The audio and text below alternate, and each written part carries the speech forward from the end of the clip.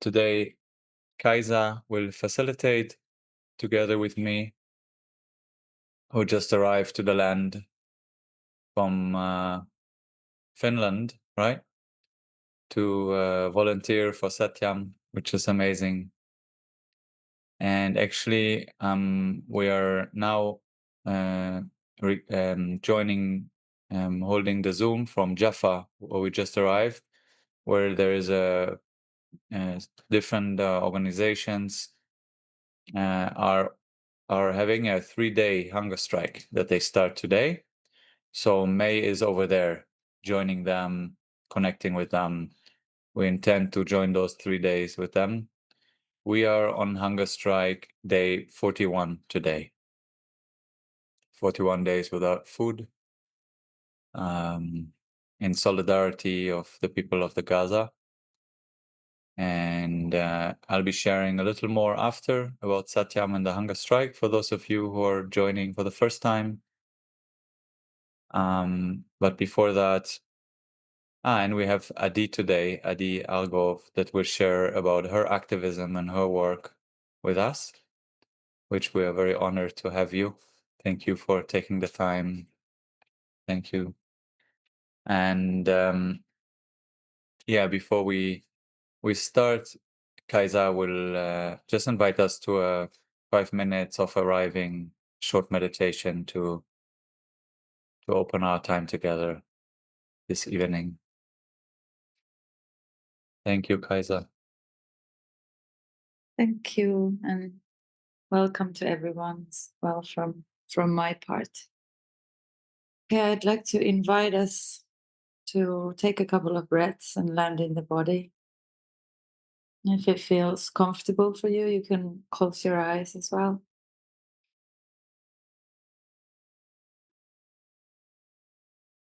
And with the breath, you can just listen what's alive in you in this moment. There's no need to change anything. Just observe and see what kind of tensions and feelings do you notice in yourself in this moment.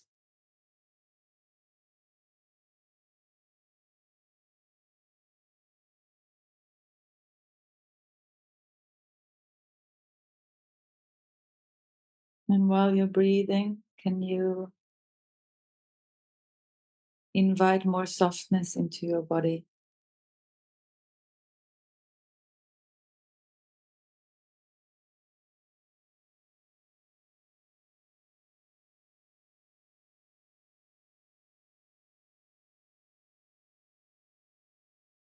And your out breath bring you some gentleness in this time, in this moment, in this body.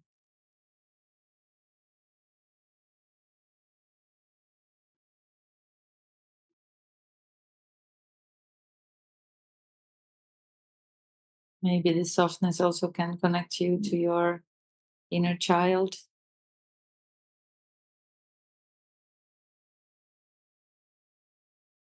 Part of you that is so beautiful and innocent, like all children.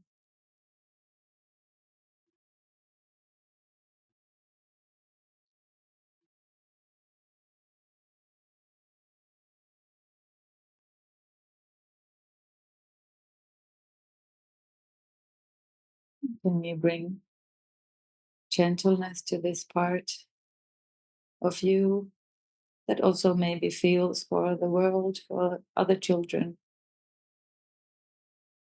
and adults who once were children?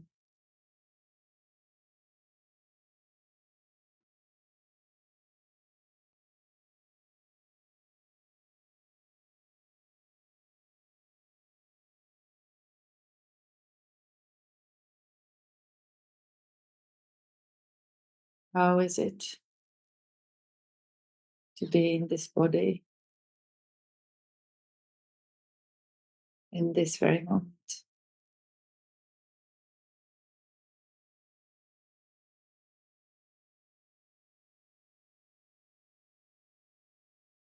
What what does your inner child yearn for in the world, in the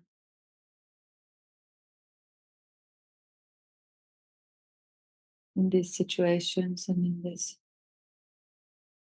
life?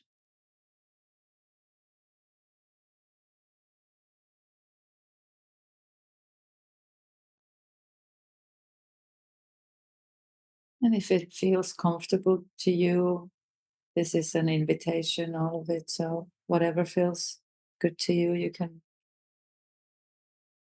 maybe give yourself a little hug or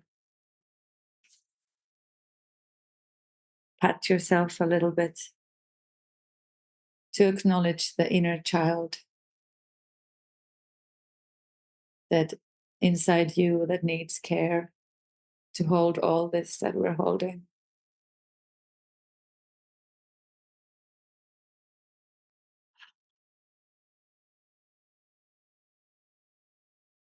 Mm. Maybe take a couple of deeper breaths.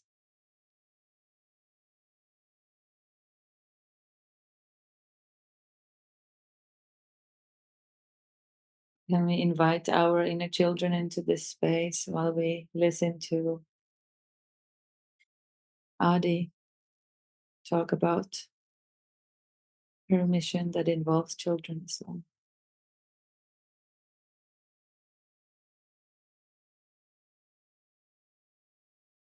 Thank you.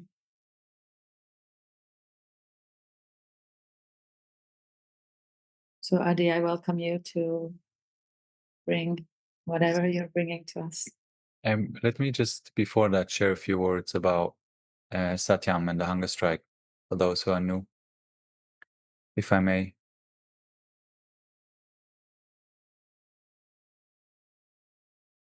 Thank you, Kaisa, for connecting us with this, this place, this innocent place where I feel when I touch it, it's like there's this place in my heart that just knows that I cannot make a difference between human beings. That these children, wherever they are my children. And I want to be their friend. I want to honor them and I want to see them smile and laugh and play, and I want to share what I have with them.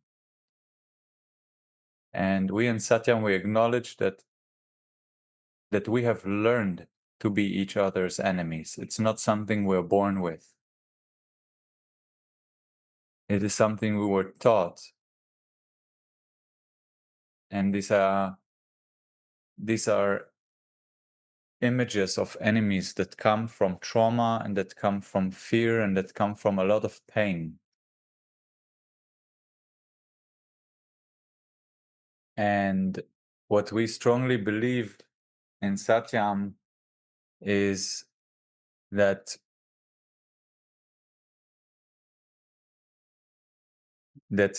coming together and meeting and again remembering who we are and who is the other, and that we are actually wishing for the same thing, which is to live in peace and live in joy and live in dignity and live in safety, that this counts for all human beings.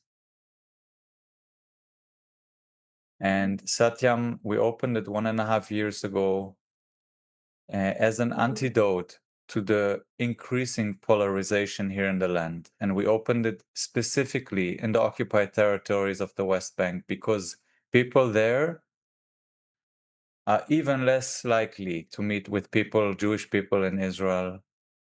And we understood that the more separation walls and the higher we build them and the less we meet, the more we will forget that we are actually not different.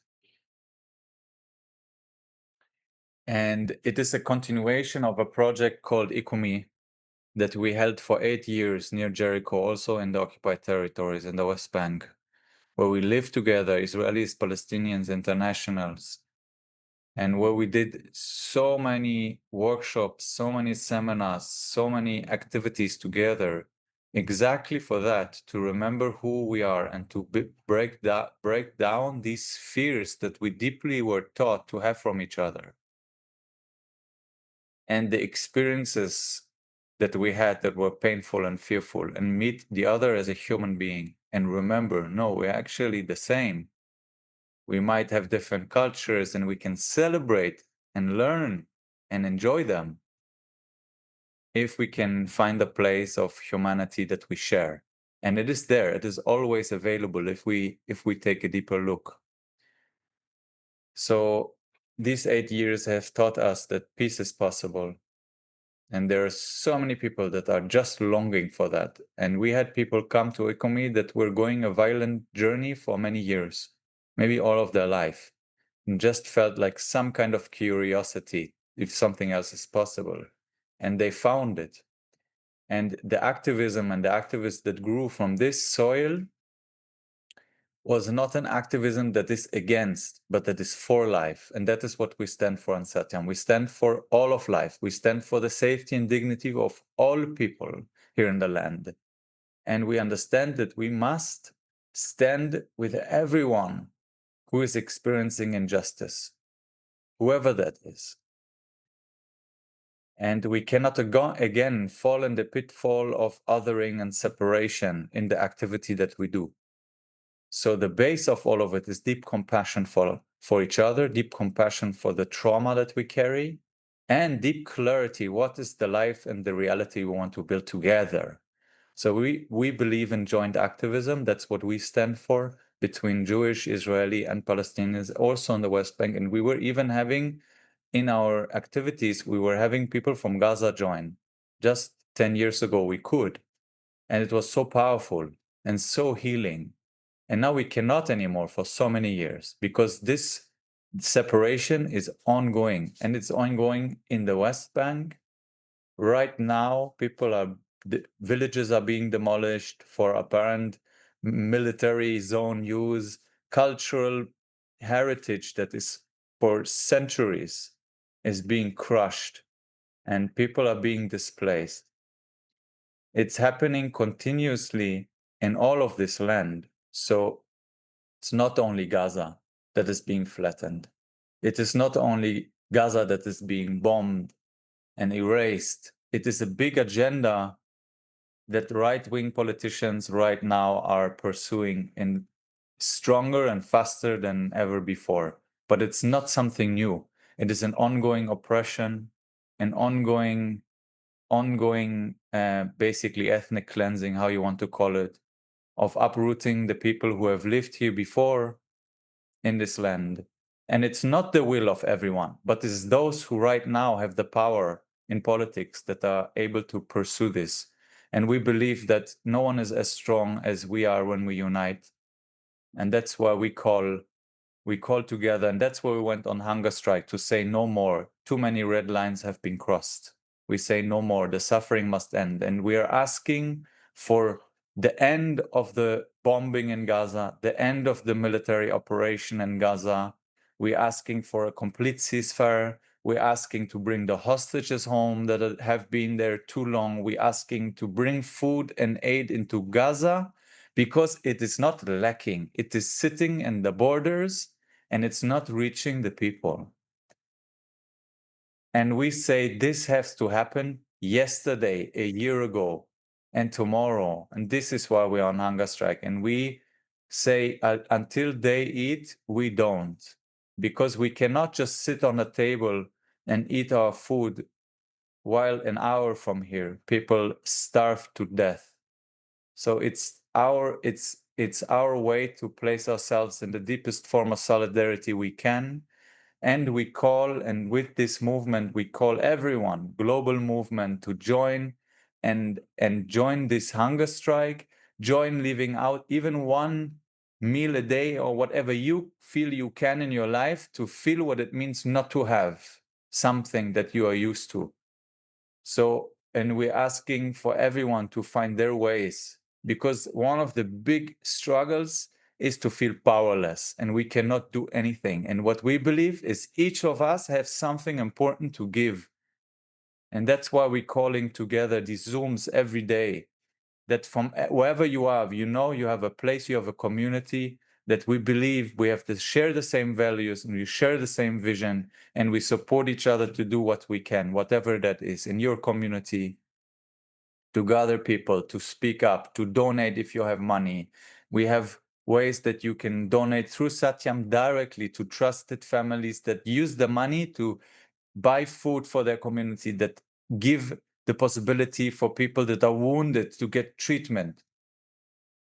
So we just call you to spread and to gather in your community, gather people around you, and to find ways to support, because we believe that it's the duty of our own humanity, our shared humanity, to stand with those who don't have voice, because they will be the ones that stand with us tomorrow if we don't have food on our table because someone is depriving us. And we know peace is possible. We've seen it so many times on this planet. So we can do it. And we also believe that if we find a way to have peace here with each other and live in safety and dignity and joy, we know that we'll have an impact on the whole world. Because this is such an acupuncture point of constant conflict and war. And it's such a holy place too for so many around the world. So thank you for joining us in this movement. Thank you for coming again, those who are here with us for already a whole month, joining almost every Zoom. And thank you for the new ones who are just joining today. You are important. We really want to let you know you are crucial. Each one of us is crucial in this. And it is walking the narrow path. And it is courageous to speak up, not for one side, but for both, for all children. And that's what we stand for. And that's what we believe is the pathway. No more separation, unity. So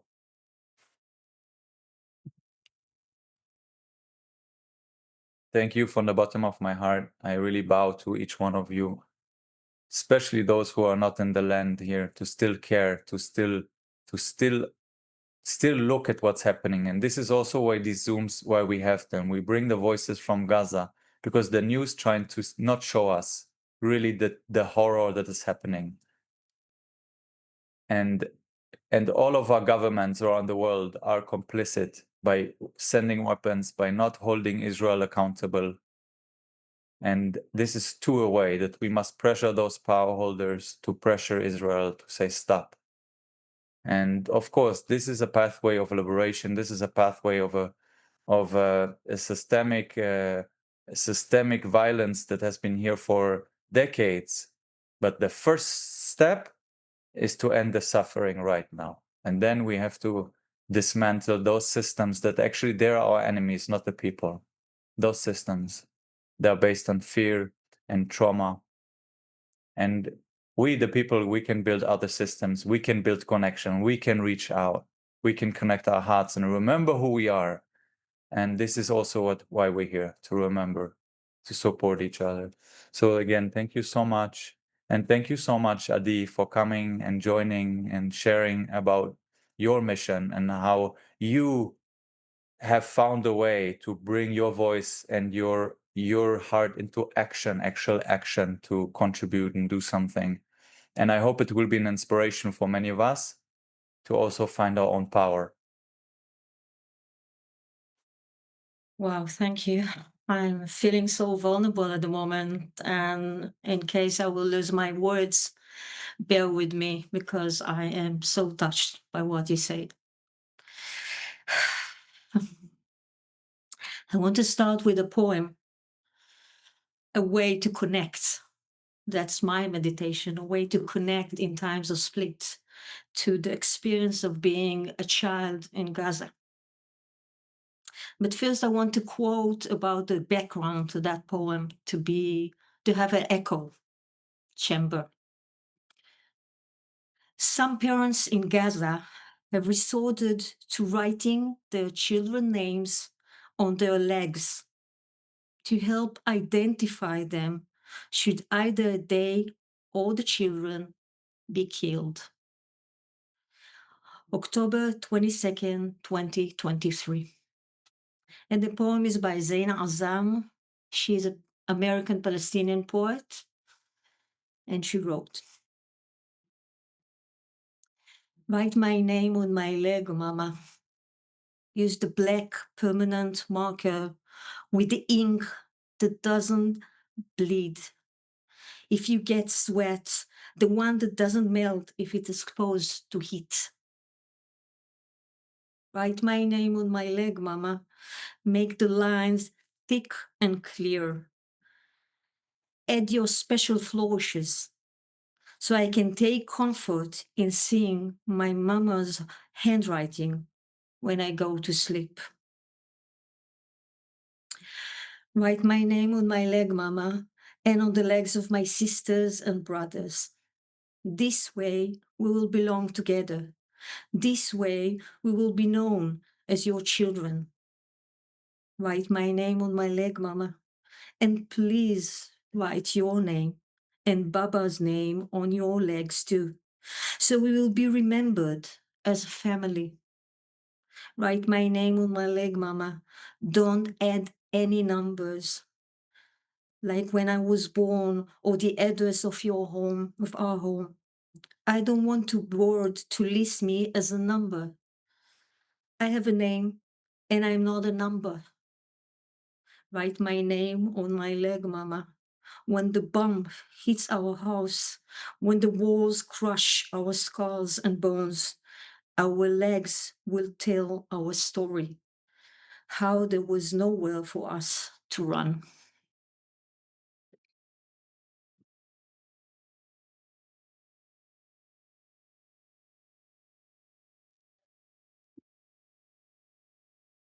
Doesn't matter how many times I read that poem, but it always touched me deeply.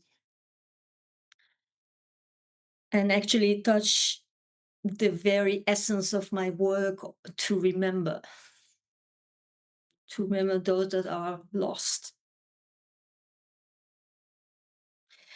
So let me try and introduce myself and my work, the zoom out of it, the zoom in of it, and later I'm open up for more question or inquiry about it. So I think I was considering myself as a left wing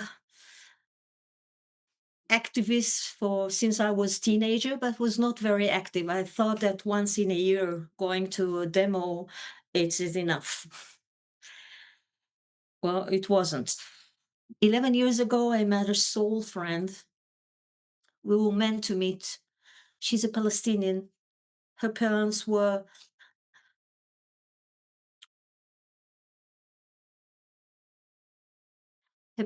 born here in Ramle and in Haifa, and were exported in the Nakba. So we met 11 years ago in our training as movement meditation teachers. And she told me about the Nakba. And I knew the word, but I didn't know the story. So she told me the stories of her family, and I told her the stories of my family. The family, there were survivors from the Holocaust, most of them partisans. So I had stories, she had stories, and we find a way to make a space where two narratives can coexist.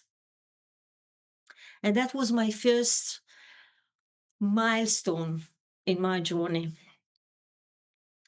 About 5 years ago, I think I chose the mountain to climb. I used the metaphor of a mountain to climb because it takes resistance, persistence, and endurance to do that every day, every day. So since then, I'm climbing the mountain of the daily file. The daily file is documenting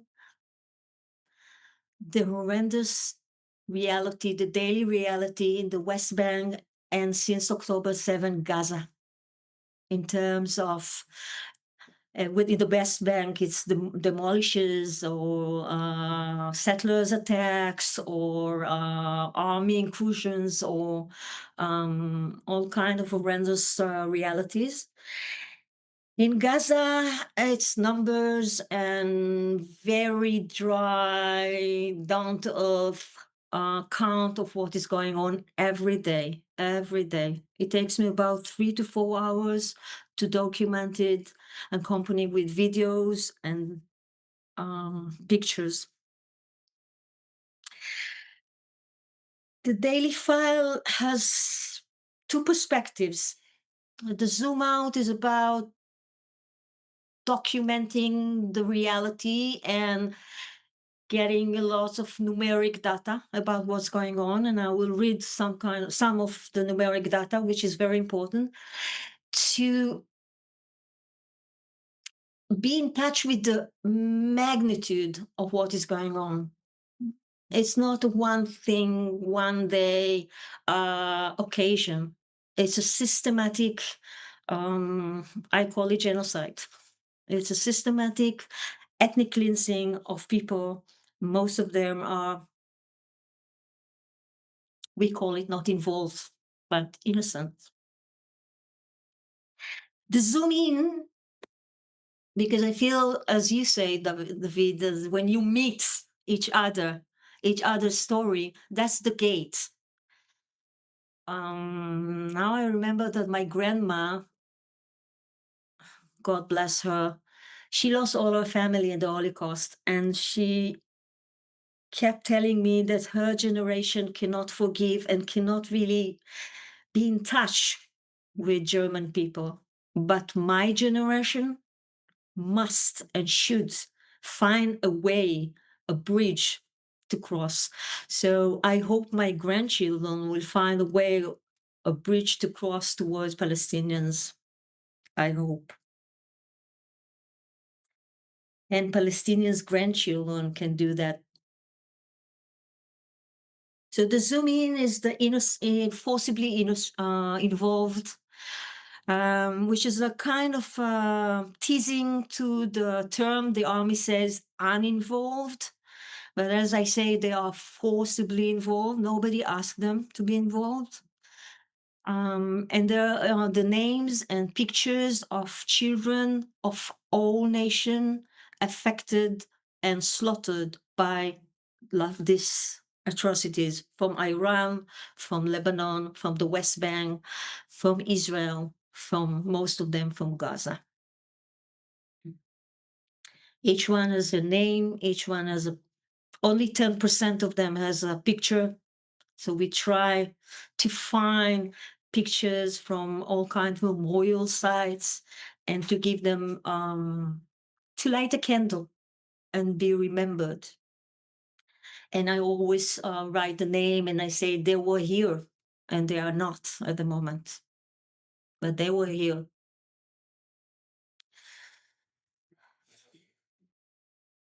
So let's talk about numbers, the magnitude.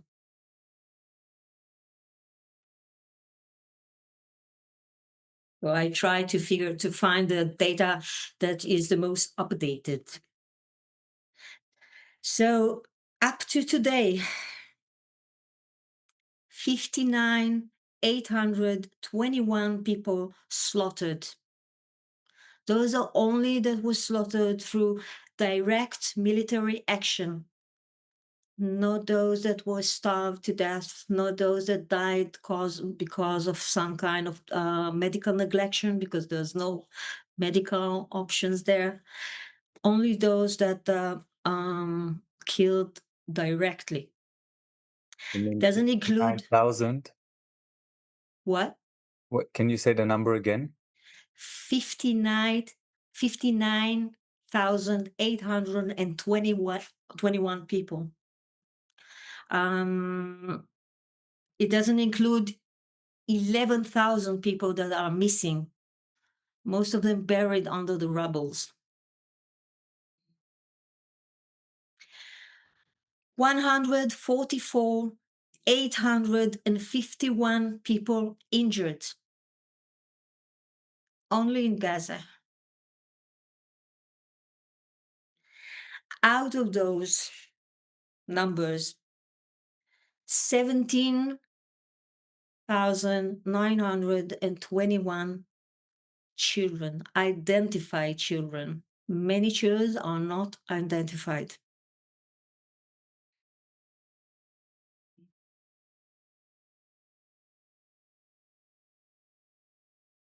2,613 families wiped out. No one survived. Those are numbers that updated to July 15. So I guess the numbers is higher by now. 5,943 families with only one survivor. So imagine kids that survived and they don't even know how to say what's their name. They're too young to do that.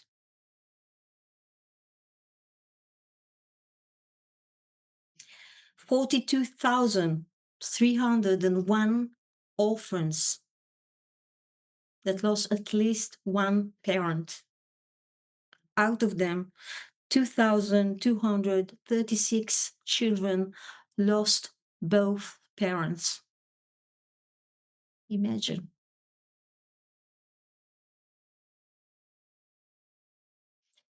574 babies, 6 months and less, were slaughtered. 574 babies.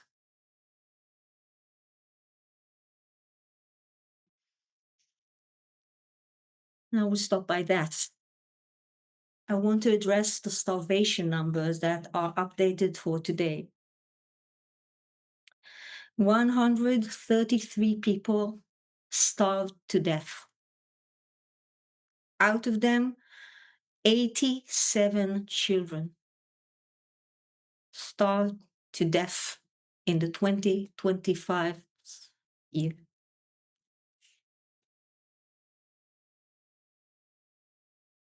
So those are the Zuma, and I guess this is a bit shocking. And it's shocking mostly for Israeli people that lives in some kind of ignorance bubble. And my mission is to burst that bubble with information.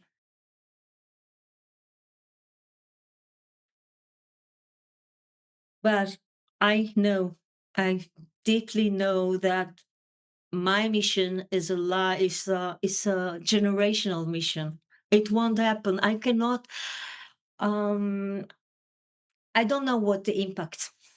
I don't want to know what the impact. How many people are exposed? Yeah, there are numbers. How many exposed to the numbers? My mission is to be an archive. Like it happened. It happened. Remember, it happened. It's on us. And I believe that realization will happen a few generations from now. That people really realize and own it, that they were part of war crimes. At the moment, many Israeli cannot accept that. It's too much of a dissonance to live with. Most of their beloved are part of the crimes. So how can I blame my son, my husband, my nephew as a criminal, a war criminal? The first impulse is to protect them, to believe whatever we're told that they're not. And the media in Israel taking a very dominant part in it, keeping people in a protective bubble of ignorance. So my mission is for the next generation to have some kind of an archives, but through the stories of the children to burst the bubble, but not burst in a very harsh way, like more watery way, kind of meeting a very tough stone and keep on pushing ideas and numbers and stories until they meet the um the truth. Actually, they will face reality. I want to tell the story about Zain. Zain was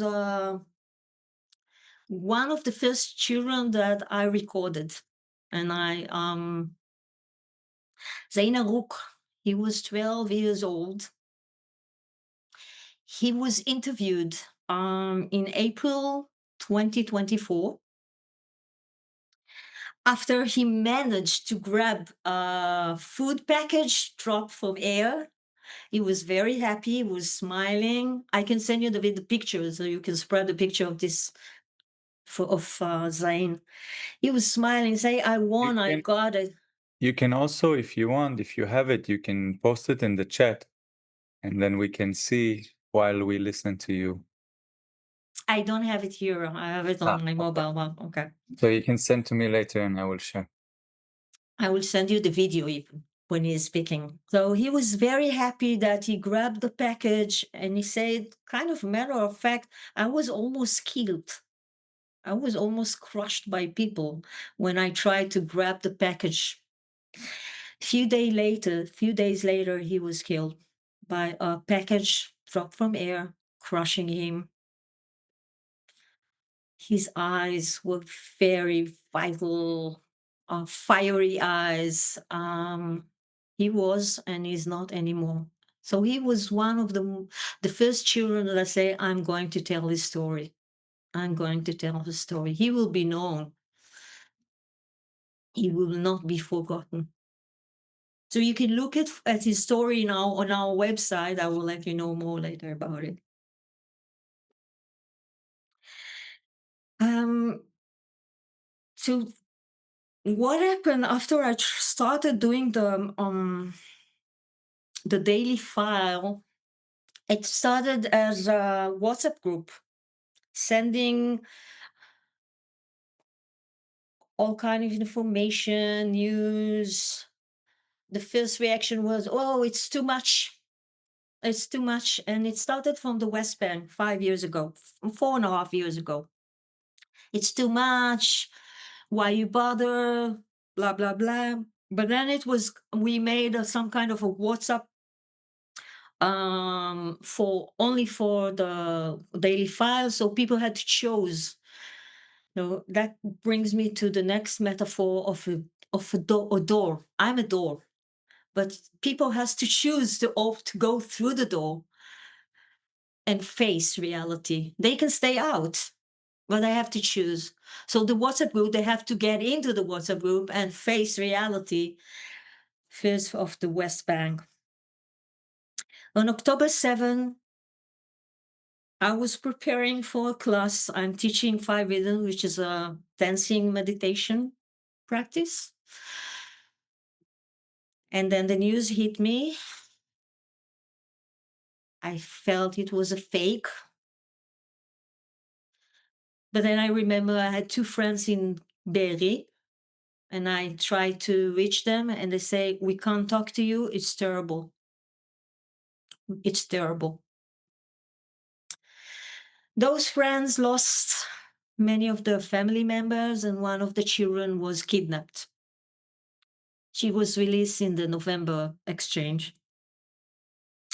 I was very busy with being with them, with their grief, with their soul, with their fears, with the anxious. I was paralyzed.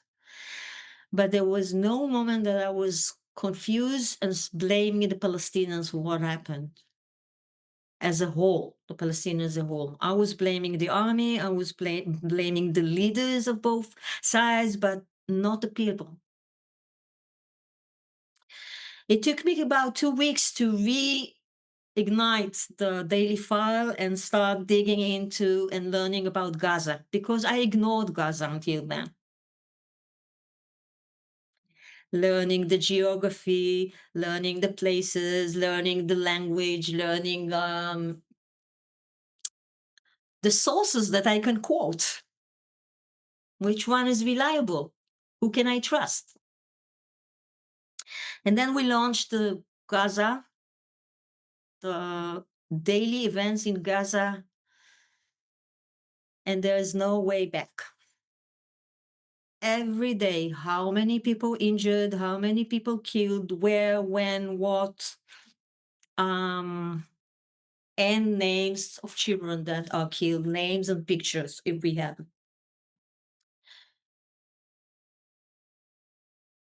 It was a very small thing to do. Undercurrents, most people didn't know about it. And I feel the turning point was in March 18, when the ceasefire collapsed. Few beautiful women, Israeli women, decided to make the Forcibly Involved project into some kind of a rally. So there were 15 taking pictures from the website, going out to the street in Tel Aviv, really scared to be attacked. But they were amazed how many people supported them. The next week, 100 pictures were held.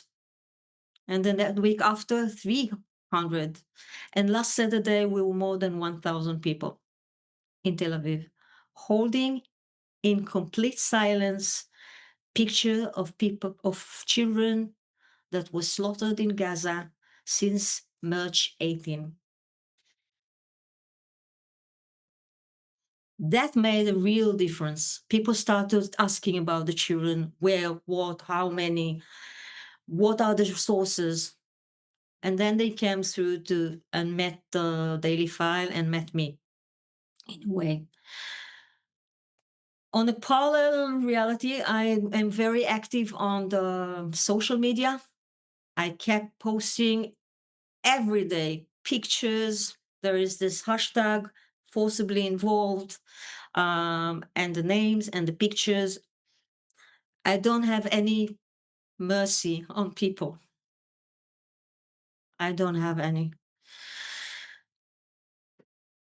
I write about my vulnerabilities, emotions, and how do I feel about it. Things I don't write at the website. I'm more me out there in the social media. And I'm getting more and more noticed. And I feel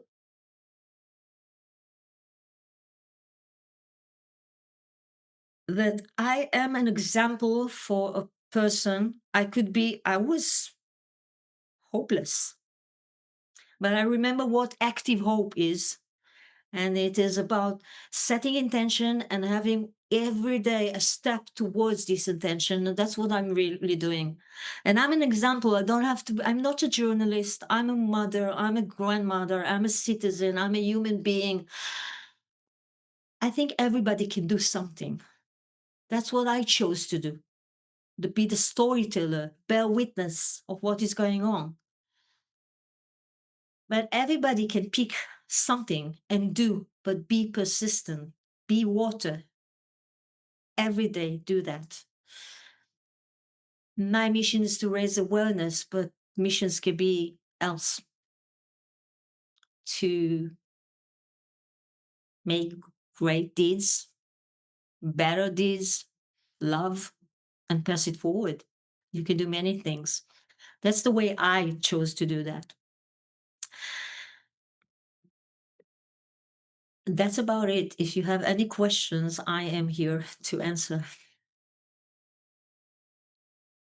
Just one thing, I hope my grandson is 3 years old. One day,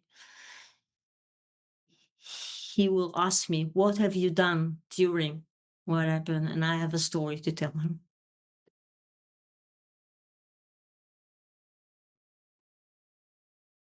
Maybe we can just take a breath to let this land. Like, and I see you, Evelyn. I'll come back to you. And just for me, it's like each of these numbers, they're alive. their whole life, full of dreams and hopes and birthdays and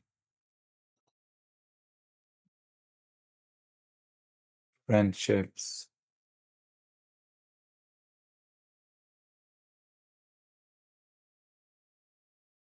Just giving ourselves a moment to catch up with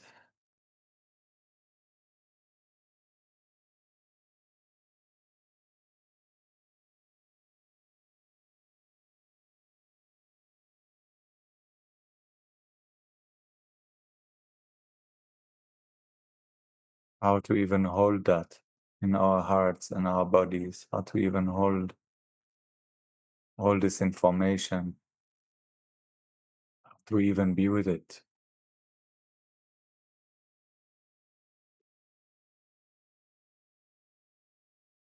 without shutting down. Mm-mm. So allowing a little bit of dust to actually reach us.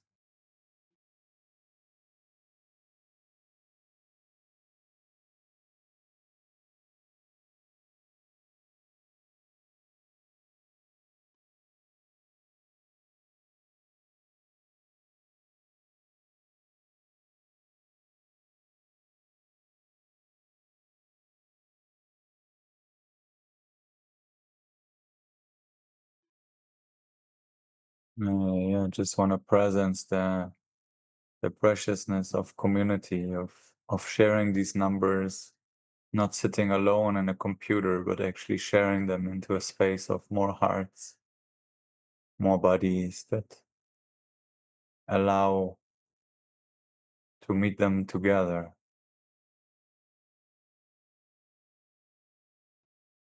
as ungraspable as they are.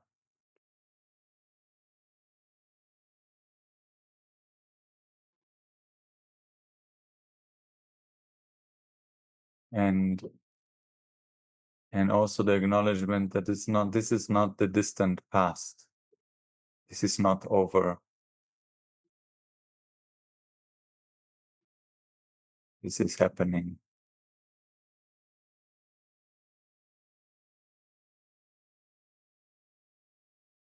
The courage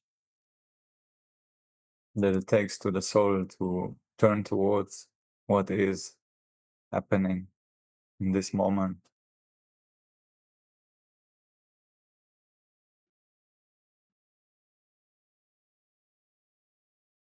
And I just want to honor this work that you do.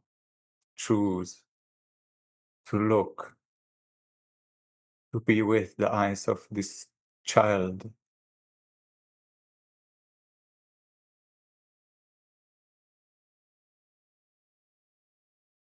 so they may not be forgotten.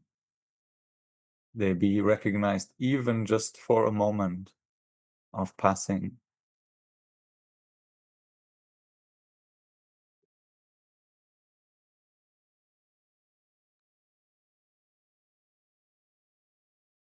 To keep the humanity of ourselves alive.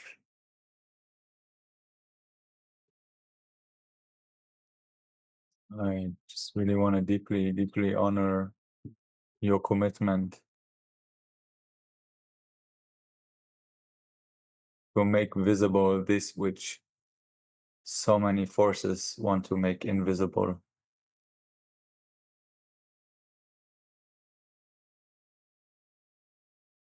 And and providing this door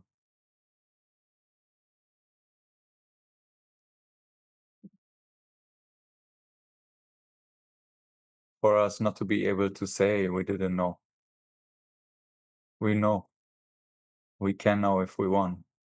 And I remember this takes me back to also the Holocaust, which you shared. You have lost so much of your family, and the and the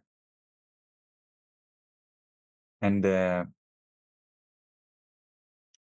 the question, how can things happen?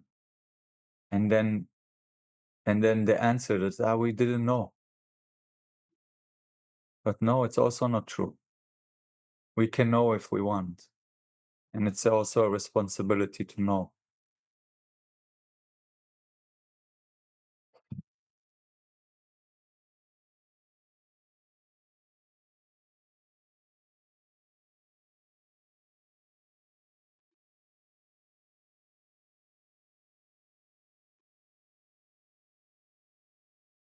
And I'm just reading in the chat also gratitude from Meira. A window for opening a window for people to look and see.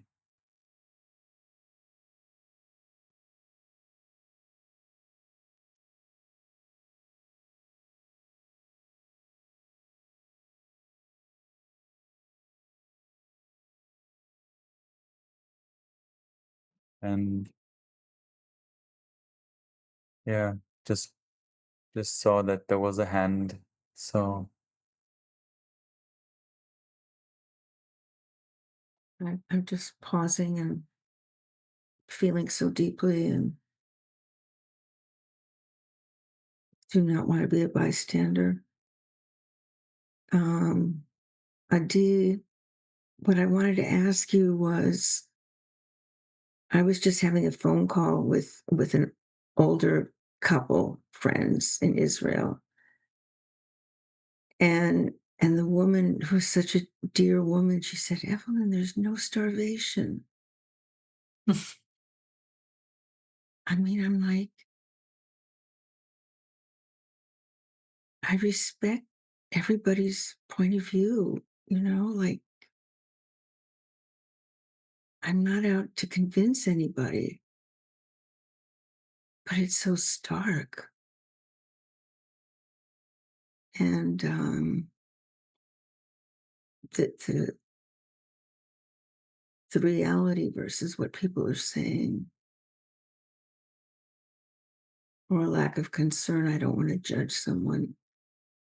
So, do you have some guidance?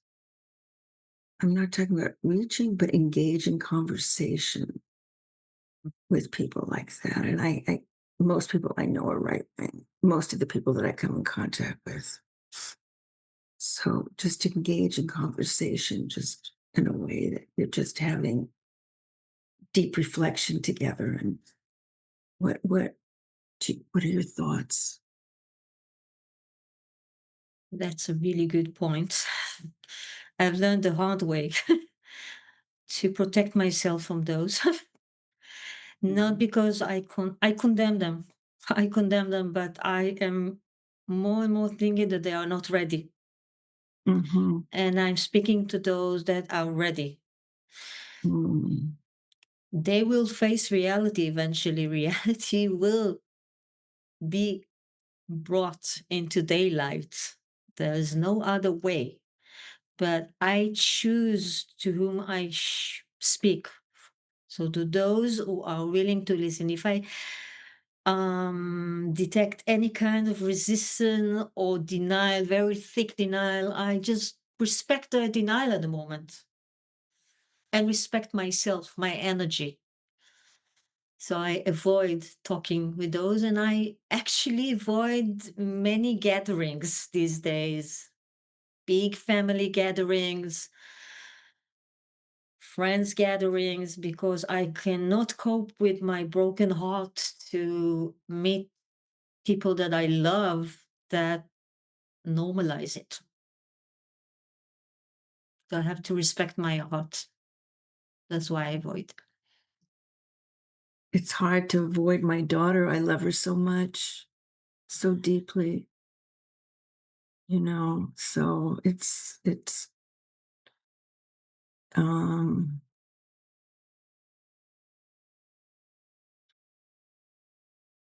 I feel I need to find a way to have these conversations. When Um, time comes. yeah, yeah. Thank you. Thank you very much.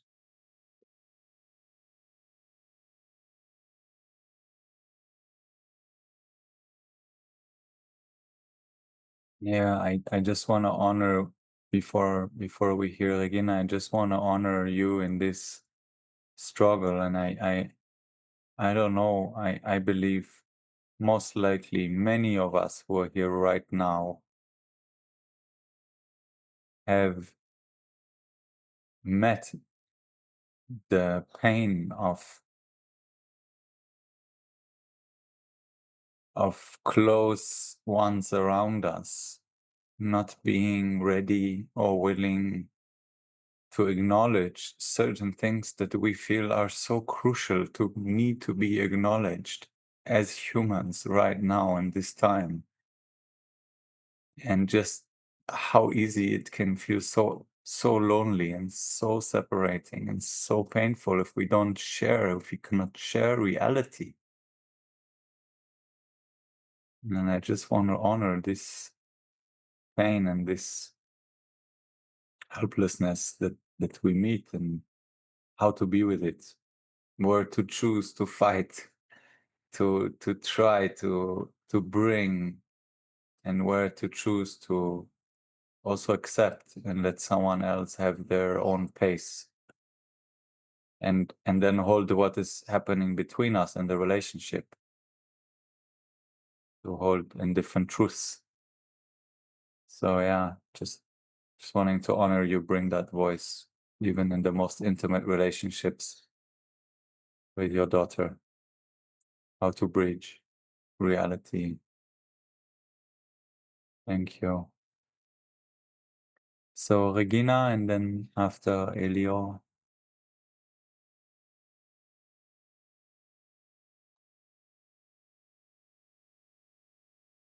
I'm so grateful, as always, to Satyam and Adi. You have been a beacon of light for me for months now. And I was so excited when I saw your name on today's list. Um, I was thinking as you were speaking, and yeah, the family. I don't, I try to love my family and do what I need to do apart. And sometimes there are openings with some family members and sometimes there aren't, and it's painful and it's a real practice. I was thinking, um, when you read the poem and shared your work, uh,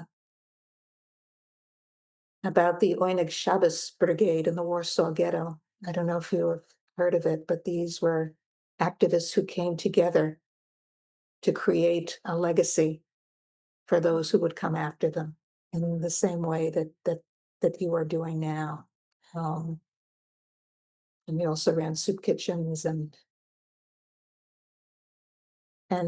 I think for me, the grief alongside of, what can't be said with people that I want to share with is also the grief of, as you said, doing this work because there may not be a capacity to really take it in until much later. And I just want to honor you and, hold that grief. And also to say that I dance 5 rhythms, and I hope one day we can dance Mhm. 5 rhythms together. Thank you. Here.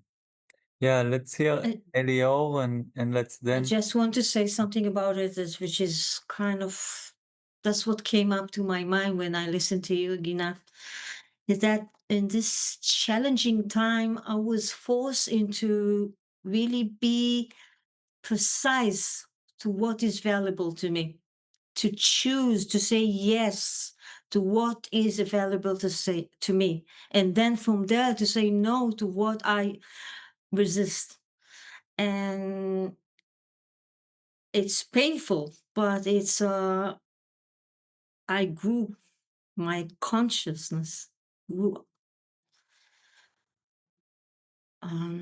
It is my time to do that. So I chose humanity as a value that is most precious to me.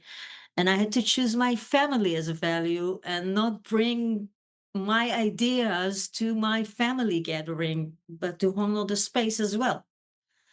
Though they know what I'm doing, but they don't want to talk about it at the moment.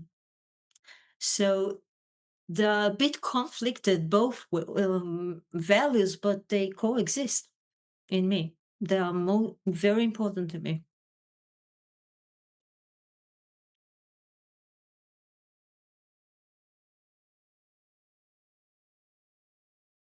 Thank you. Elio. And then we go into smaller groups and maybe we explore with each other this question. How are we meeting reality? What has been our journey to the acknowledgement of looking, maybe in this particular case, really looking in what's happening, daring, and and how is it living in our lives? Maybe where the places of challenge we meet with loved ones and not sharing reality also. And how do we meet that? Yeah. But let's hear Elio first. Welcome. Thank you. So I want to say thank you, Adi. I think I go into your, not into the page, into what you publish on the Facebook, probably since the beginning of the almost 2 years. So I go there almost every day. I don't, I wasn't an activist for many years. I come from the completely other side because I grew up in a religious, very right-wing family. And then after many years out of Israel, I was like, I'm not going into politics, but humanity is like, for me, I never had a question.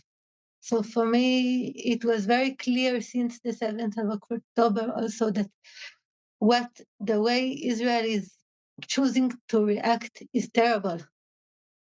And the only thing for me was to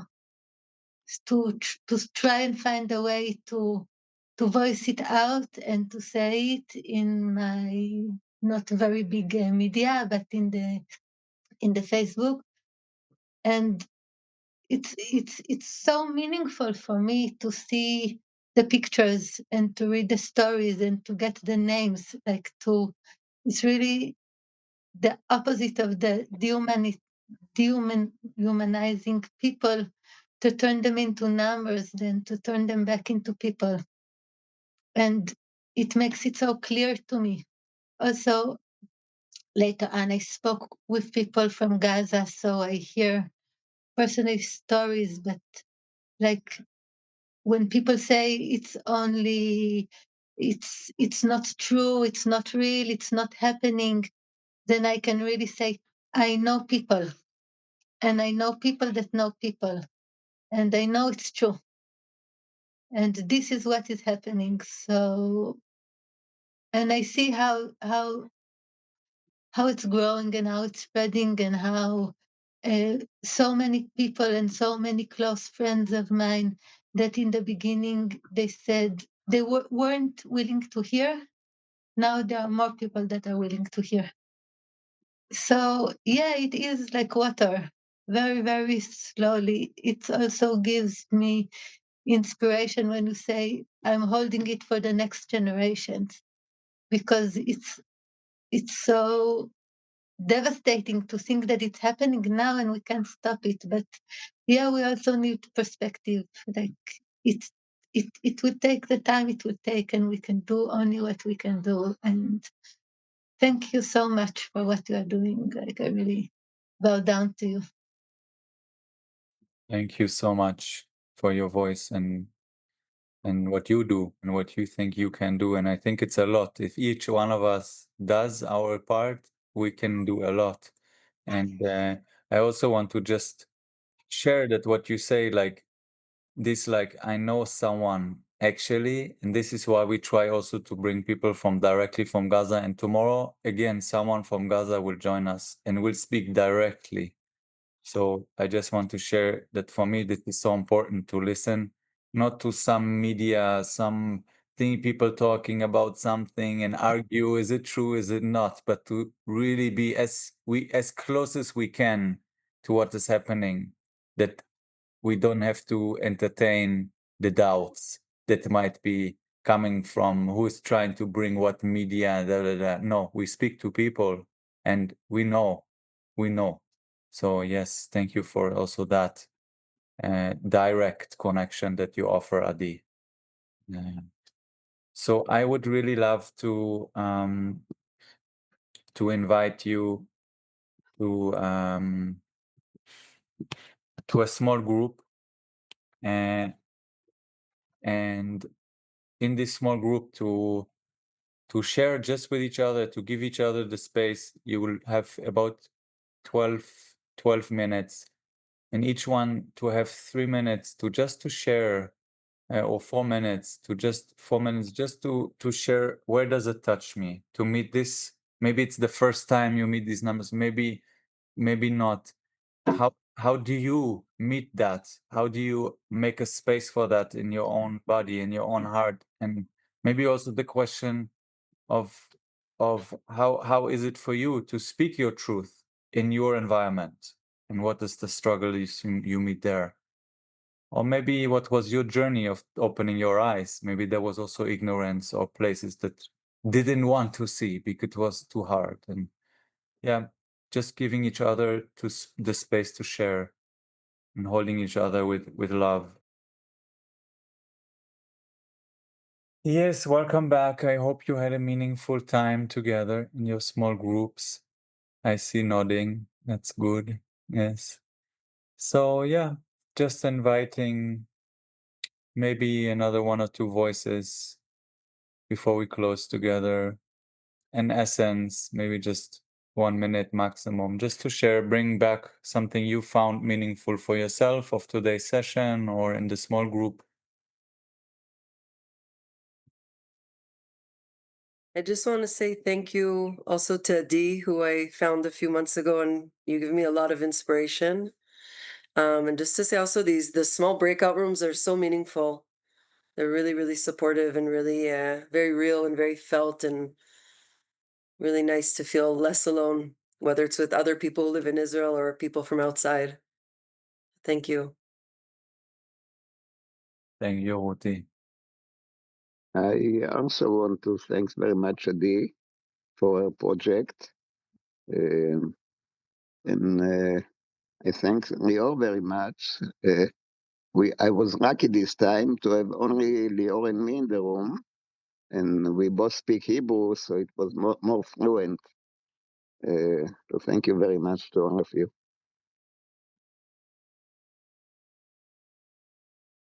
Thank you. I want to say that I just also published the direct the picture of Zain that Adi was sharing in her story, and also the link to the video with him, so that you can watch. His page at the Daily Fight.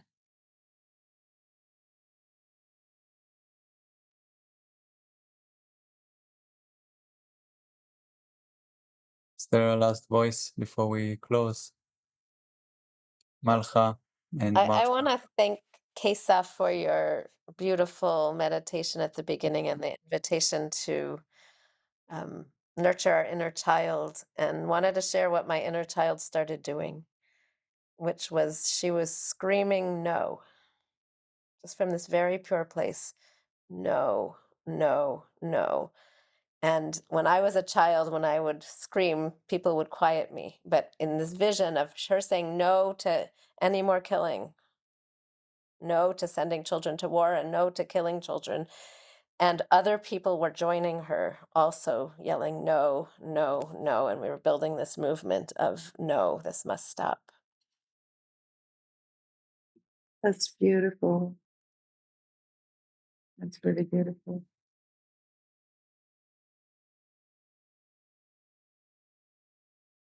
Yeah, I want to thank you, Adi. And then I want to thank you again.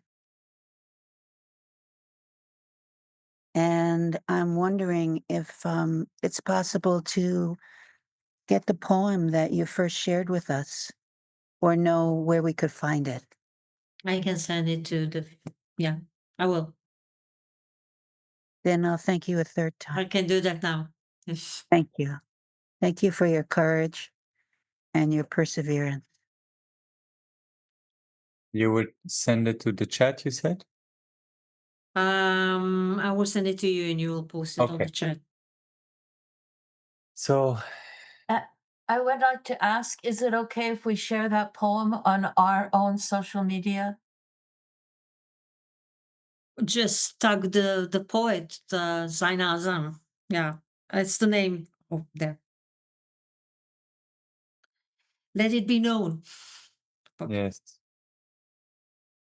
So there's also another thank you from Sharon for everything you do, and the inspiration, and also from other people in the chat and Irit. And I just want to invite some closing song or something that reconnects us. Maybe someone has something to offer from you. I would welcome it.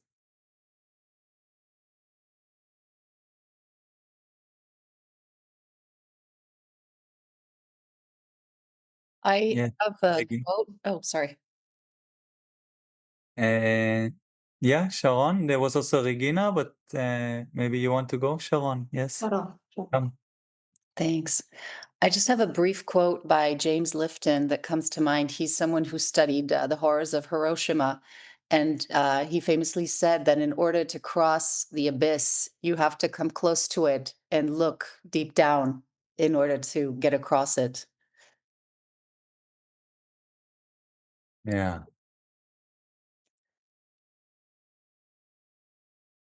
Thank you. Thank you.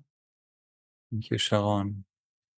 Regina, you also want to add your closing?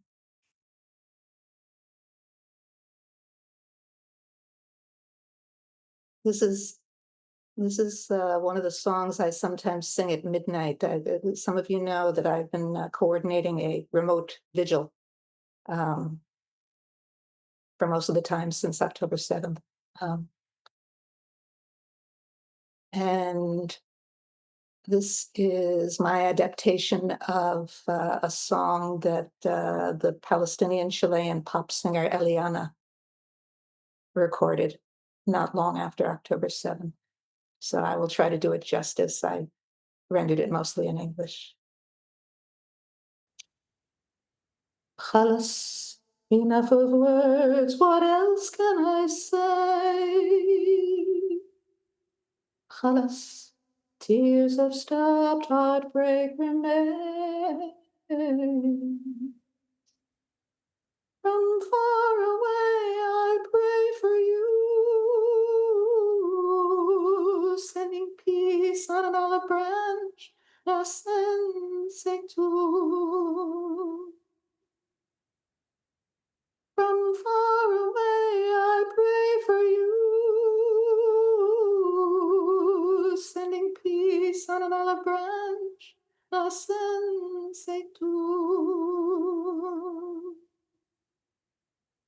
In the land of peace, the peace has died. Would the world asleep upon a wounded child? Bada salam, bada salam. Would the world asleep upon a wounded child? Ah,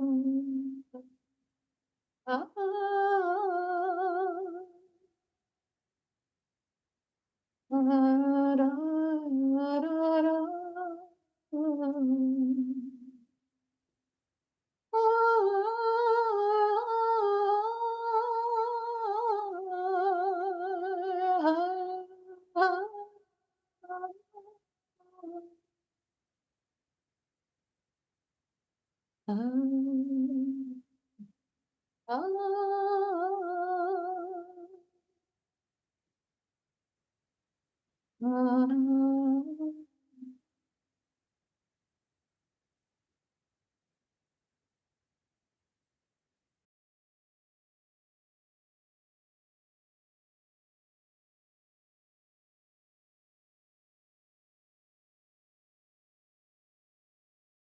you. Thank you, Regina. Thank you, Adi. Thank you, Kaiser. Thank all of you.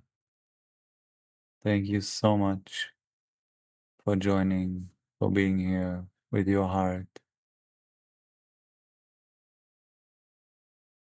Maybe, Regina, you can share information about the vigil in the WhatsApp group. There was a request. Regina cannot share in the WhatsApp group. Regina has a basic phone, but I will put my email in the chat, and anyone is welcome to contact me, and then it could be shared in the WhatsApp group. I'm also now copying the poem for those of you who want to the chat.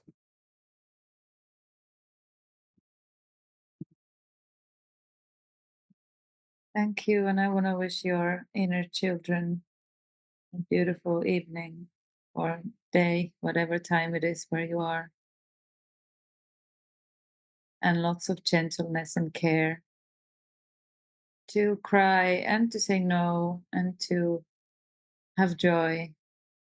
Everything is welcome in life. All the best. See you tomorrow if you wish. A voice from Gaza. Dia will come again. He was with us already and he will come with music. He wants to share his music with us. So you're most welcome. Bye, dears. Take care. Bye. Bye.